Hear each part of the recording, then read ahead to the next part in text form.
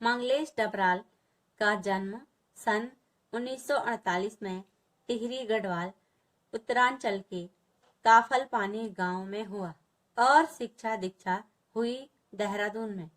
दिल्ली आकर हिंदी पैट्रियट प्रतिपक्ष और आसपास में काम करने के बाद वे भोपाल में भारत भवन से प्रकाशित होने वाले पूर्वग्रह में सहायक संपादक हुए। इलाहाबाद और लखनऊ से प्रकाशित अमृत प्रभात में भी कुछ दिन नौकरी की। सन 1983 में जनसत्ता अखबार में साहित्य संपादक का पद संभाला। कुछ समय सहारा समय में संपादन कार्य करने के बाद आजकल वे नेशनल बुक ट्रस्ट से जुड़े हैं। मंगलेश डबराल के 4 कविता संग्रह प्रकाशित हैं। पहाड़ पर लालटेन, घर का रास्ता, हम जो देखते हैं और आवाज भी एक जगह है।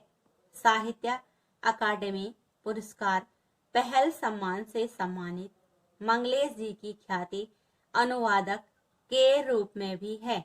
मंगलेश जी की कविताओं के भारतीय भाषाओं के अतिरिक्त अंग्रेजी, रूसी, जर्मन, स्पेनी, पोलस्की और बल्गारी भाषाओं में भी अनुवाद प्रकाशित हो चुके हैं। कविता के अतिरिक्त वे साहित्य, सिनेमा, संचार माध्यम और संस्कृति के सवालों पर नियमित लेखन भी करते हैं। मंगलेश की कविताओं में सामंती बोध एवं पूंजीवादी छल छद्म दोनों का प्रतिकार है। वे यह प्रतिकार किसी शोर शराबे के साथ नहीं बल्कि प्रतिपक्ष में एक सुंदर सपना रचकर करते हैं। उनका सौंदर्य बोध सूक्ष्म है और भाषा पारदर्शी।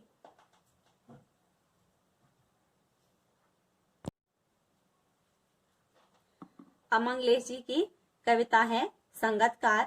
उस कविता गायन में मुख्य गायक का साथ देने वाले संगतकार की भूमिका के महत्व पर विचार करती है। दृश्य माध्यम की प्रस्तुतियों जैसे नाटक, फिल्म, संगीत, नृत्य के बारे में तो यह सही है ही, हम समाज और इतिहास में भी ऐसे अनेक प्रसंगों को देख सकते हैं जहां नायक की सफलता में अनेक लोगों ने महत्वपूर्ण भूमिका निभाई। कविता हम में यह संवेदनशीलता विकसित करती है कि उनमें से प्रत्येक का अपना अपना महत्व है और उनका सामने न आना उनकी कमजोरी नहीं, मानवीयता है। संगीत की सूक्ष्म समझ और कविता की दृश्यात्मकता इस कविता को ऐसी गति देती है मानो हम इसे अपने सामने घटित होता देख रहे हैं।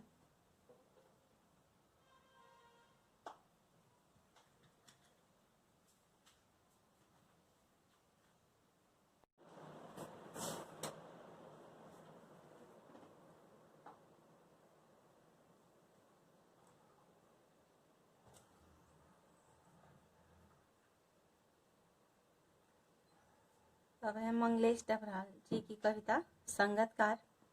पहला है, मुख्य गायक के चट्टान जैसे भारी स्वर का साथ देती वह आवाज सुंदर कमजोर कांपती हुई थी। वह मुख्य गायक का छोटा भाई है या उसका शिष्य या पैदल चलकर सीखने आने वाला दूर का रिश्तेदार। मुख्य गायक की गरज में वह अपनी गूंज मिलाता आया है। प्राचीन काल से गायक जब अंतरे की जटिल तानों के जंगल में खो चुका होता है या अपने ही सरगम को लांघकर चला जाता है, भटकता हुआ एक अनहद में। कवि प्रस्तुत पद में गायन में मुख्य गायक का साथ देने वाले संगीतकार की भूमिका के महत्व पर विचार करते हुए कहते हैं कि मुख्य गायक के ऊपर चढ़ते हुए भारी स्वर का साथ देती एक और आवाज सुंदर, कंपायमान, कमजोर सी सुनाई देती है।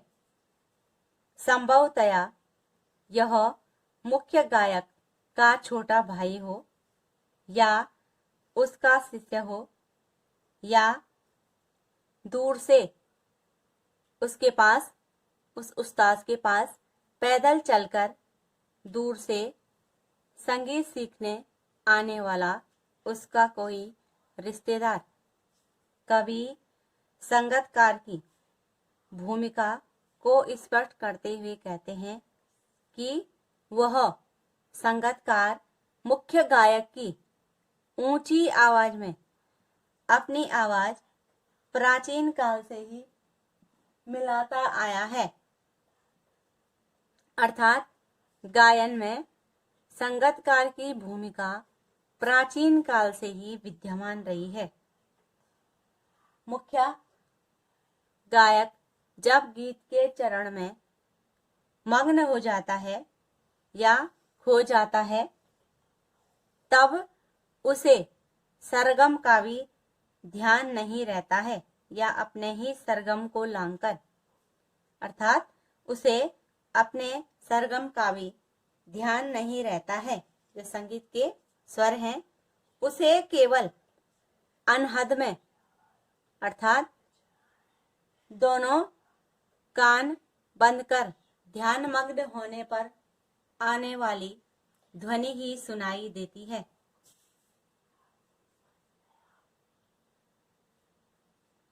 अब इसके शब्दार्थ हैं। संगीतकार अर्थात मुख्य गायक के साथ गायन करने वाला या कोई वाद्य बजाने वाला कलाकार या उसका सहयोगी। गरज, ऊंची गंभीर आवाज। अंतरा, अस्थाई या टेक को छोड़कर गीत का चरण जटिल, कठिन हो गया। तान, संगीत के स्वर का विस्तार। अंतरा, अस्थाई। टेक, सरगम, संगीत के 7 स्वर। अनहद, दोनों कान बंद करने के पश्चात ध्यान मग्न होने पर आने वाली ध्वनि, कानों से आने वाली ध्वनि को अनहद कहते हैं।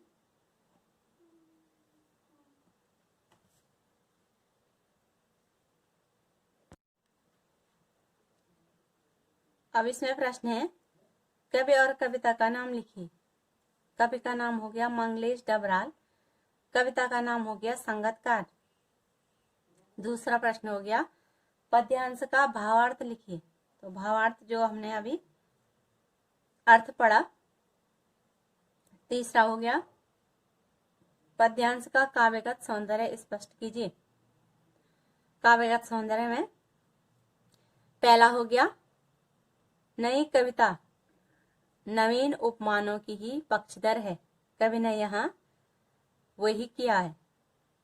दूसरा हो गया भाषा परिष्कृत परिमार्जित, अलंकार हो गया। भटकता हुआ एक अनहद में, इसमें हो गया उल्लेख, अलंकार। अगला हो गया पद्यांश में किसकी भूमिका को स्पष्ट किया गया है। पद्यांश में मुख्य गायक का साथ देने वाले संगीतकार की भूमिका को स्पष्ट किया गया है। अगला प्रश्न हो गया मुख्य गायक की आवाज कैसी होती है। तो मुख्य गायक की आवाज चट्टान के समान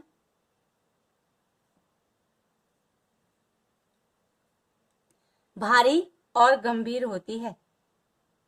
चट्टान जैसी भारी स्वर जो उसकी आवाज होती है के समान भारी होती है, उसी में गीत का भाव, उत्साह, वियोग, शोक आदि व्यक्त होता है और भाव के अनुसार वह आवाज कड़क, गर्जनापूर्ण, करुण और विह्वल कर देने वाली होती है। अगला प्रश्न, परंपरागत रूप से मुख्य गायक का साथ देने वाले लोग कौन होते हैं? परंपरागत रूप से मुख्य गायक का साथ देने वाले लोग प्रायः उसके छोटे भाई या उसका शिष्य या दूर से पैदल चल के आने वाला उसका कोई रिश्तेदार उसकी संगत में रहकर संगीत सीख जाएंगे। पैदल चल करके इसलिए आते हैं कि उसके संगत में रह करके वे संगीत सीख जाएंगे। अगला प्रश्न, गायक के सरगम को लांघकर भटकने में कवि का क्या आशय है?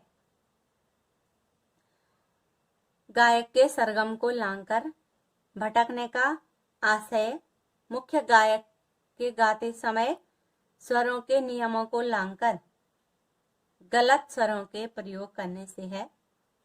जब मुख्य गायक को 7 स्वरों का ध्यान नहीं रहता और वह गलत स्वरों का प्रयोग करने लगता है, उसी को कवि ने सरगम लांघकर भटकना कहा है, या अपने ही सरगम को लांघकर, अर्थात वह अपने जो संगीत के 7 स्वर हैं उनसे भटक जाता है।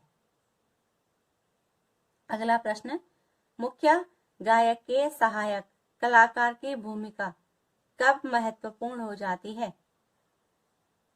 मुख्य गायक के सहायक कलाकार की भूमिका तब महत्वपूर्ण हो जाती है जब मुख्य गायक अपनी धुन में स्वरों को भूल जाता है और वह गाते समय जब अनहद नाद को सुनता हुआ यह भूल जाता है कि वह कोई गीत भी गा रहा है। तब सहायक कलाकार उचित स्वरों के प्रयोग द्वारा गायक को सही स्वरों पर लौट आने का मार्ग दिखाता है।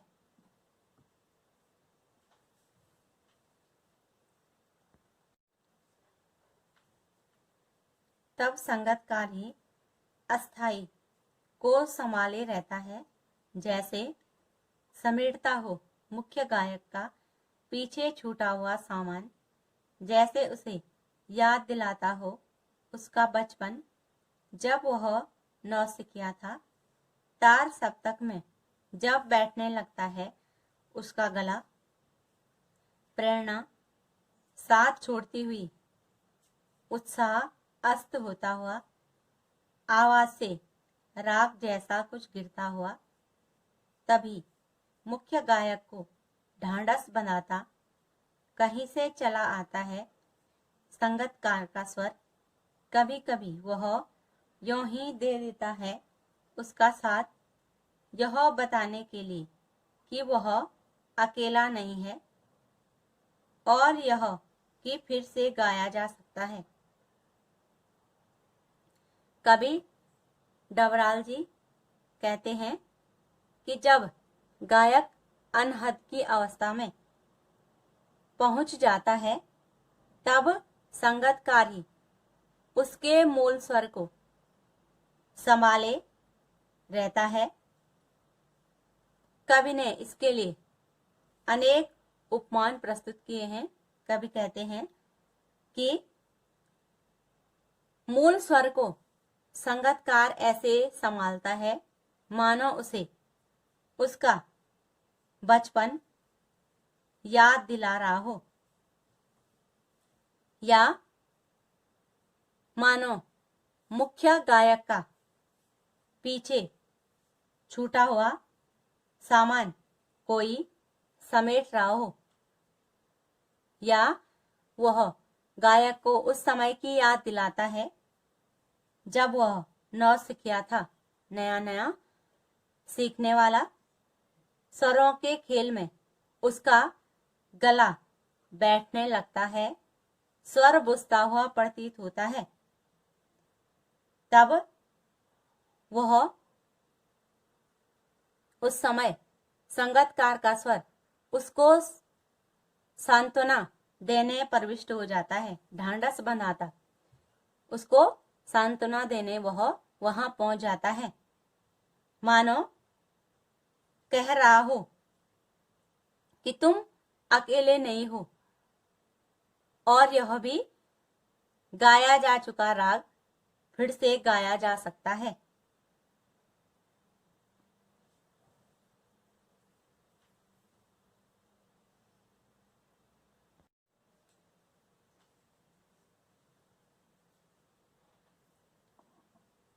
गाया जा चुका राग और उसकी आवाज में जो एक हिचक साफ सुनाई देती है, या अपने स्वर को ऊंचा न उठाने की जो कोशिश है, उसे विफलता नहीं, उसकी मनुष्यता समझा जाना चाहिए।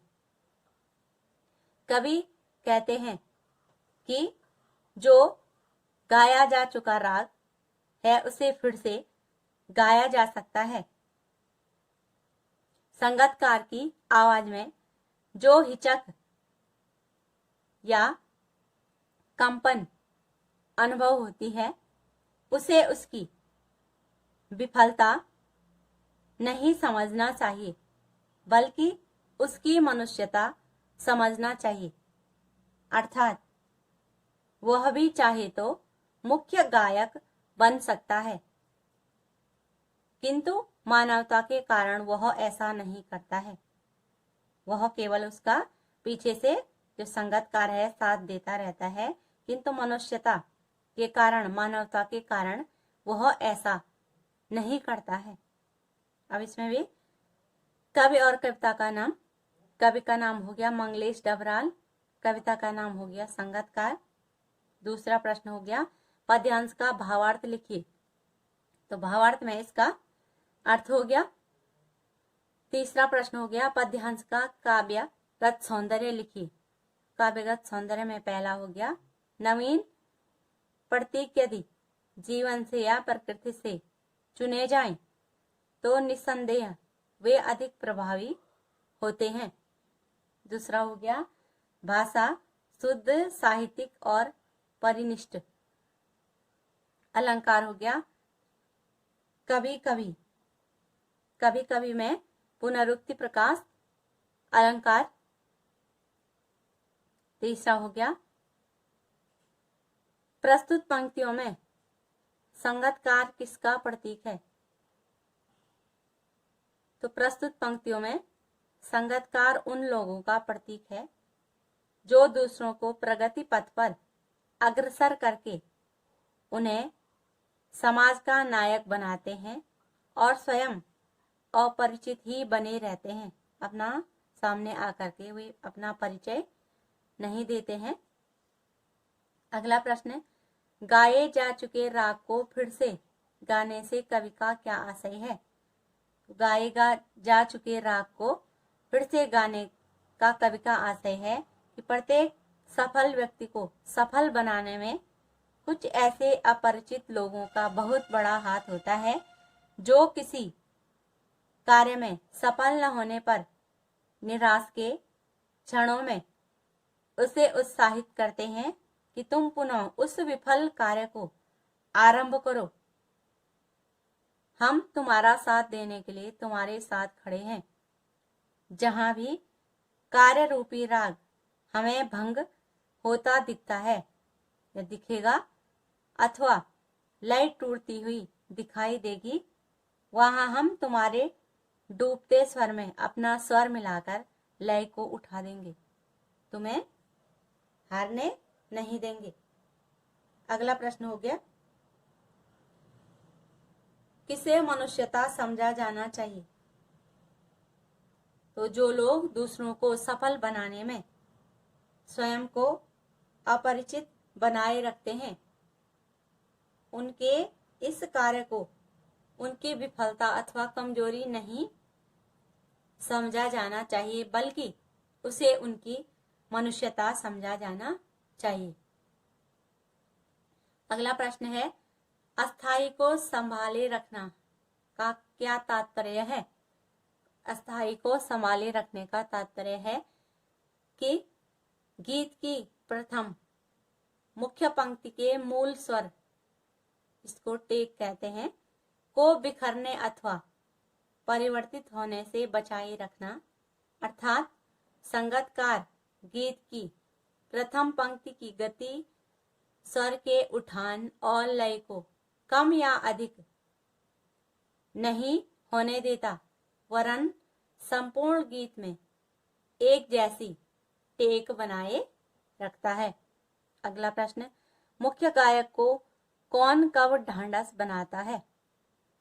तो मुख्य गायक को संगतकार उस समय ढांढस बनाता है जब स्वरों को ऊंचा उठाते समय उसका गला बैठने लगता है और मुख्य गायक की प्रेरणा और उत्साह गीत को बचाए रखने के स्थान पर उसका साथ छोड़ने लगते हैं। अगला प्रश्न, किसकी आवाज में क्या हिचक साफ सुनाई देती है? तो संगतकार की आवाज में अपने स्वर को मुख्य गायक के स्वर से ऊंचा न उठाने की हिचक साफ सुनाई देती है।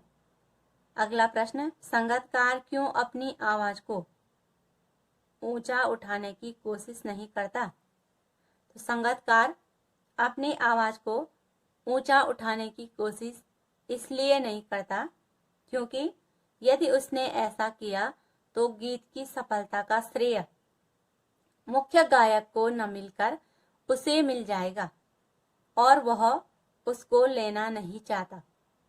अगला प्रश्न, कविता की अंतिम दो पंक्तियों में कवि ने क्या संदेश दिया है? तो कविता की ये जो अंतिम पंक्तियां हैं उसमें कवि ने यह संदेश दिया है कि संगतकार जो अपनी आवाज को मुख्य गायक की आवाज से ऊंचा नहीं उठाता, वह उसकी कोई मजबूरी नहीं होती और न ही वह असफल रहने के भय से ऐसा करता है, वरन वह तो मनुष्यता माने मानवता के नाते दूसरों को सफलता के उच्चतम शिखर पर पहुंचाने के लिए स्वयं गुमनामी का वर्ण करता है, उसको चुनता है। हमें ऐसे लोगों की कभी भी उपेक्षा नहीं करनी चाहिए, उनका हमें तिरस्कार नहीं करना चाहिए, वरन उनसे परोपकार की प्रेरणा लेकर अपने जीवन को सफल बनाना चाहिए।